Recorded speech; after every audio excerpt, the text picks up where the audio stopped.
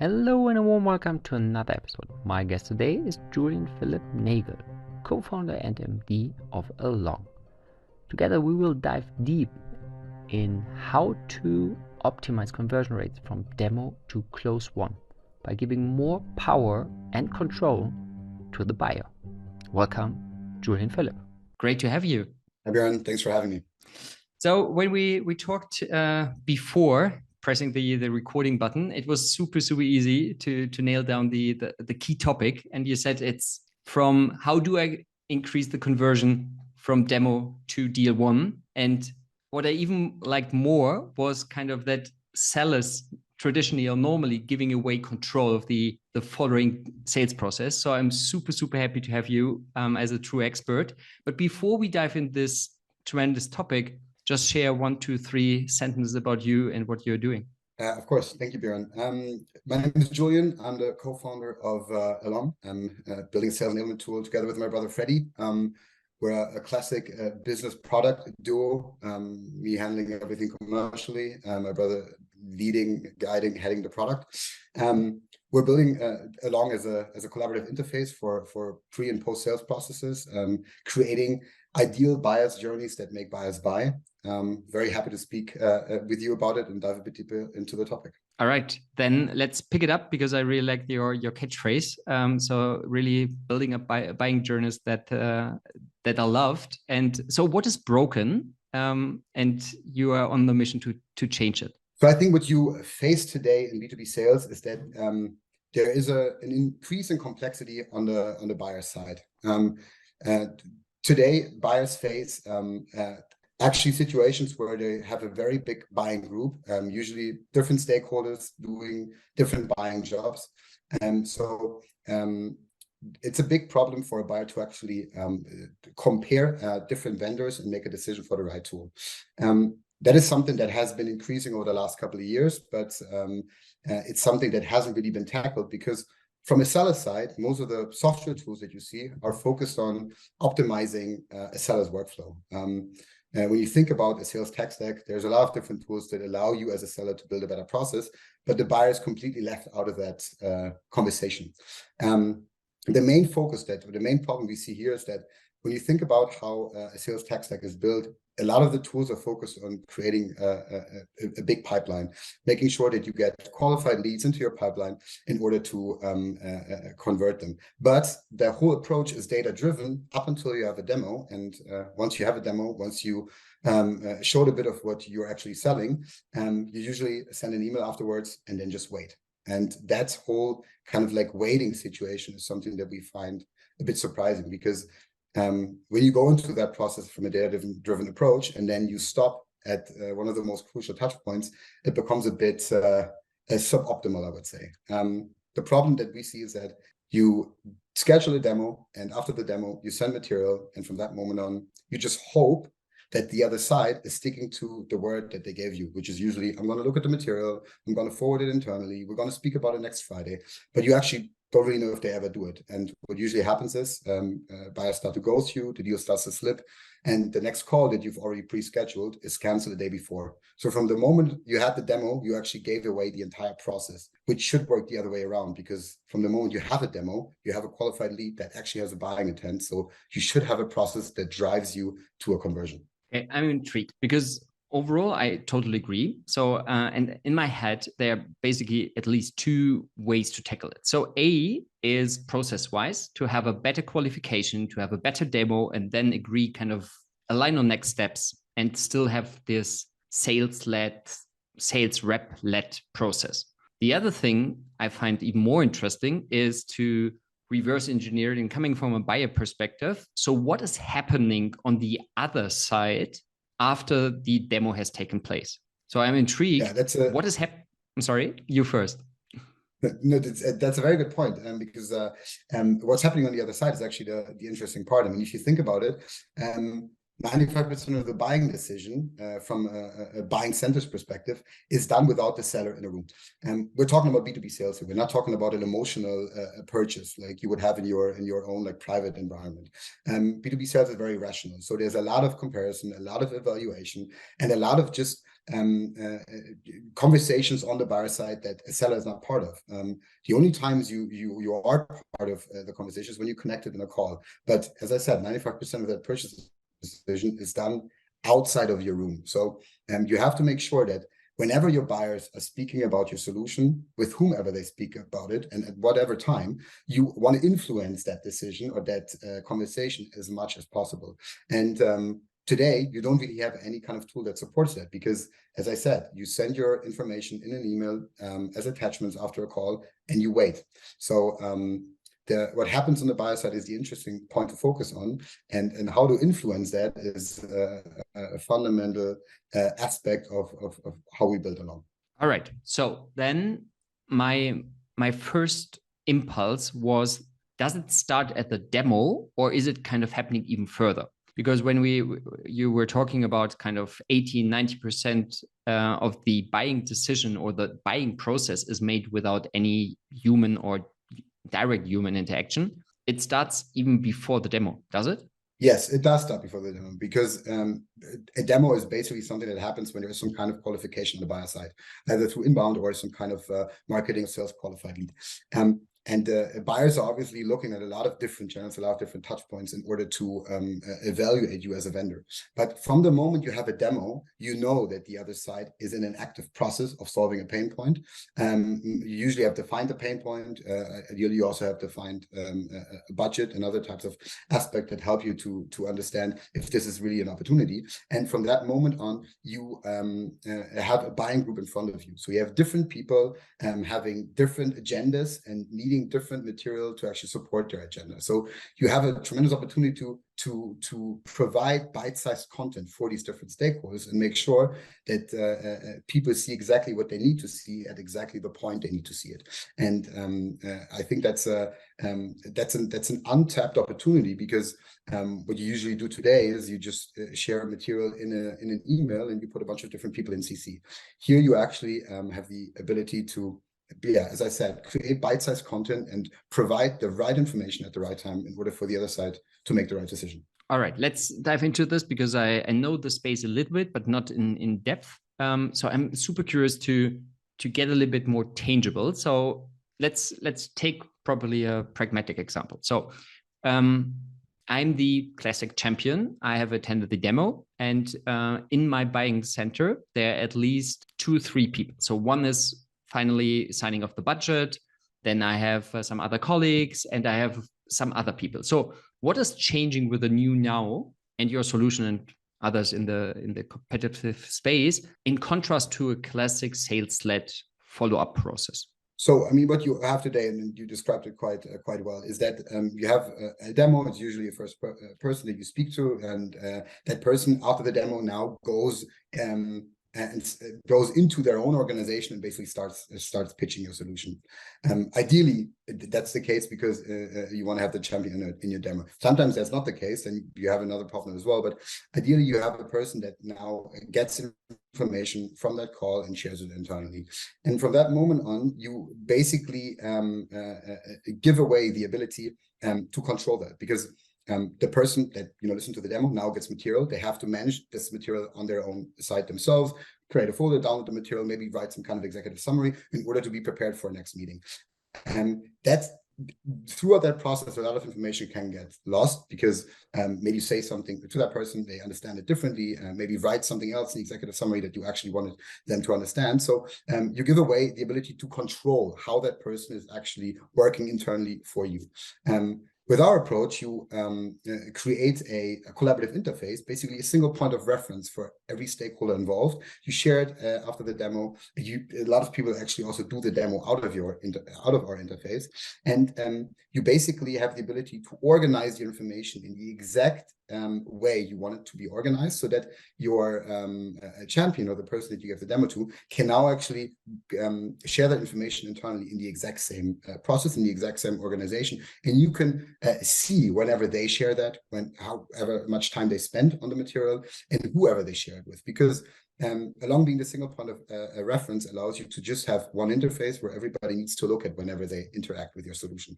And you gain engagement data that allows you to further develop the deal and understand, is there something that I maybe need to proactively help with? Are there potential problems that could arise that I can already solve today? So you get yourself into a position of being in a proactive management style, whereas before you're more like in a waiting position. As I said, like your whole system is based on hope. You're waiting for responses, so you're more reactive, which doesn't allow you to basically structure a process, but rather to answer in to however that process is evolving. So you're basically watching a process that evolves without your control, and you're just reacting to however that process unfolds. Yeah, I really like this proactiveness, because I was that close to challenge you on control, because I think due to the fact that you are giving away this kind of tight management, it's, some would call it, you're also giving away the part of the control. But on the other hand, if I understand you correctly, due to the data insights and the kind of not existing black box anymore, you have much more touch points and data points to then proactively manage the process from the outside. Is that a correct summary? Yes, I think it goes in the right direction, because I mean, it's as easy as like when you think about an example, like using an along space from our tool, already starts just in a very, very simple approach. When you have a call, and after the call, you share the material. If you share that material outside of a tool like Along, you, as I said, wait for an answer. You believe or hope to believe that the other side is doing exactly what they said. Maybe they do, maybe they don't. You have no idea about it. With Along, you know exactly what happens after. And even if there's no engagement in a space, that is almost some kind of like way for you to disqualify a client, or understand that things maybe weren't as rosy as they seemed before. So by having an interface that you use to start a process, and then realizing whoever engages with them on the buyer side allows you to adapt the process into whatever way is most favorable for you. Whereas today, without that, you don't have a process at all. You literally just hope. So it's as easy as sharing something after demo and then building it up from there. Whatever happens, sometimes you realize that there is heavy engagement, there's 3 new stakeholders in your space. That's obviously a very good sign, but sometimes quite the opposite is the case. For either scenario, you now have new tools, and the tool actually gives you recommendations for what has happened and what could be potential reasons for that happening, and maybe also potential next steps in order to prevent it from happening next time. All right. So I think, at least for me, but also for the listeners, it would be even more tangible if we go through an entire process. Let's take one of your clients as a starting point. So we have the demo. What is happening after the demo? So what kind of content is shared? What kind of content can be requested? What kind of potential active triggers can be set? So it would be great if you can walk us through in as many details you wish for. Yes, I think let's take a very simple approach, and that every single company in the B2B SaaS space is facing. You have a demo, every B2B SaaS firm that's not primarily PLG. So whenever there is a sales process starting with a demo where you need to present something, you share some material, and you define next steps. So in our tool, what you do is you create a first long space for that deal. You connect it to your opportunity in your CRM. At the point of demo, you already have an opportunity with a few information. And based on that, you create a first version of a space that you present in that call. In that space, there could be different materials that are part of the demo. There could be other notes that you write down. And there could be a lot of different things that are a part of the demo or that help you to optimize the demo, but you share the along space in the call in order to show the other side that this is the interface from now on going forward that allows everybody to be at the same page, to have alignment at all times during the deal. Once you show the demo, once you present the material, you usually define next steps. This is something that you do outside of Along today as well. You define next steps, ideally book a next call, schedule a next call, and define what needs to be done in between. These things are handled in the Along space as well. So you schedule the next call, it's locked in the Along space. You define tasks on your side, maybe on the other side. Maybe somebody needs to be looped in, maybe some material needs to be reviewed. There could be a lot of different tasks at that point. And then you invite the other side to the Along space. They log in, they just click on a magic link, end up in the tool, and from that moment on, you gather the engagement data on the other side. So you know at which time different people are going into the tool, or if there's no person going into the tool. Ideally, there is someone going into the tool based on whatever they looked at, however much time they spend on different things. You now have additional possibilities to send them maybe another material, maybe ask a deeper question, proactively support them with something that comes up to mind. But even if there's no engagement, you could also use that metric in order to maybe unlock another type of content in the along space, upload another type of content, an additional case study, a white paper, something else, in order to show that or like provide information for the other side that maybe then makes them engage with the information. The main thing that you want to focus on here is the buying side engaging with your material, because they need to engage with your material in order to go deeper into the sales funnel. And if they don't engage, you need to find out ways why not and help them to engage. If they engage, you want to find out ways to make them engage more. This is a reiterative process, because the next call you want to meet again, you want to exchange information, you define next steps, and you go through that process over and over again until the deal is closed, but also an onboarding, nurturing, and renewal situation. So Along allows you to structure that process over and over again in order to get to the desired outcome. Nice. So what sticks to my mind as one of the key advantages is that I get leading indicators of engagement with you in between my classic sales pipeline stages. So what do I mean with that? So when you have kind of a demo scheduled or demo taken, however they are called, the next step is at some point, I have a kind of a champion board in, or I have a finalized offer in my classic sales CRM. And with your solution, I get in between data-driven insights about engagement, about the kind of quality they're engaging, potentially different roles in my buying center, to get more and more to improve my part of actively managing this process. Is that a fair assessment? Yeah, that's a fair assessment. I think sales is a lot about appearance and timing. So you want to know, first of all, you want to obviously show the information and at the right time, and you want to appear as professional as possible, which is already easily possible with a branded along space. But after that, a lot of the sales process is based on timing. So you want to understand when the other side is speaking about your solution and with whom and about what. And these types of engagement data, they need to be part of your pipeline. They need to be part of your stages, because otherwise it's based on subjective opinions. And that's why a lot of firms face the problem with deal slippage, where they don't understand why deals slipped, even though they seemed, close to closing. So you described it quite perfectly. The engagement from buyers is used in between the stages, and is also used in order to allow you to move a deal, a prospect, down the different stages. Whereas we try to move it away from a highly subjective perspective. Yeah, and what I like is, because I've seen it, for example, with signing tools, you get an indication of, they have seen that presentation or that contract, they have stayed on that page for X seconds, but it's still an isolated view on a very specific stage. And here, starting late as a demo, you get the full tracking along every step which is needed to close the deal. But then, if I get you right, also in terms of onboarding and even upsell, to get this noise turned into more data insights. Yes, this is the idea behind it, because singular tracking on just a piece of content is already better than no tracking. I agree, but you have to create a cohesive story. It's not important that someone looked at your presentation. It's important at what point in the deal were you able to get what kind of stakeholders involved? At what point did they look at what material? What material might have moved the whole deal forward? It's a lot about also taking historic data from previous deals and figuring out how can we get better through the understanding of when were different people involved and what have they seen and what touch point. Because a lot of the times, the structure or the organization of content stakeholders allows you to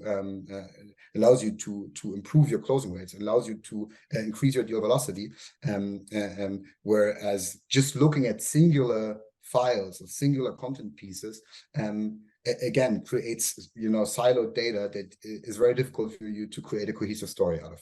Yep. And picking up on siloed data, because what the core of this podcast is, how do I align multiple stakeholders of the go-to-market motion? Because so when we talk about content, then it's extremely valuable to fuel back that feedback to marketing, content, even sales reps who are drafting personalized presentations, and get a better understanding what is working, using best practice, and so forth. Yes, but I think when we look at that whole kind of like touch point, we also don't think that there's singular departments. I mean, you talked now as well, like a go-to-market motion is consistent of different people. It's sales, it's marketing, it's customer success. Right now, it feels like they're all working rather individually. And our idea was always that if you think about it from a buying perspective, there is no individual departments. There's also no individual stakeholders. As a buyer, Absolutely. You don't really care if you're talking to an SDR, if you are part of a demo, if you sign a proposal, if you're part of onboarding. You just buy technology off of a vendor, and it's one process. And that's also why the entire idea is to have one interface along the entire client lifecycle, where on the seller side, the different reps or the different people that are responsible for certain touch points can shake hands and collaborate, and not just do their part and then basically finish their job and the next person takes over without them actually talking to each other. It's a motion that is connected to each other. And I mean, we see this a lot when we talk to our customers and to prospects as well, that like there is an increasing understanding that you don't separate sales and customer success. A lot of times I hear firms basically, using CSMs as part of the pre-sales process, sometimes even being part of the demo. Whereas like before that, it was usually very strictly divided, where, sales was a specific touch point, CS was a specific touch point.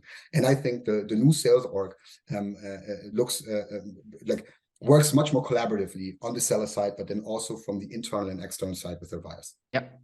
It's a great summary. So I dare to wrap it up to just do not lose all the things flying through my head. So what I learned and I really love. So first of all, it's the overall mindset change that we are turning from sales-led into the buying-led perspective, that we keep the buzz. It's a little bit buzzy, but it's kind of to keep the perspective of the buyer first and work around this and reverse engineer all the process along.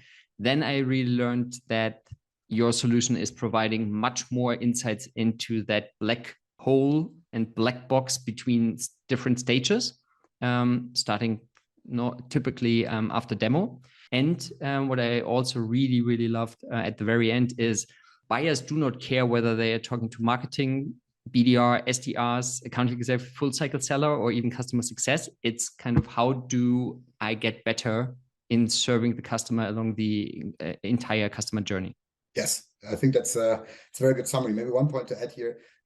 We believe that, modern sales organization neither only focus on the PLG motion or a sales-led motion, but rather a product-led sales motion, where parts of that is, with single users already starting to use a very small version of the product, but then also sellers coming in order to actually, close bigger deals. And these two strategies not working individually, but actually working collaboratively. I mean, you see it with trials, for example, where, there's an idea of like using a product 3 months for free. So it's basically half closed as a client, not yet paying, half onboarded, but not fully yet, because they're in that in-between stage.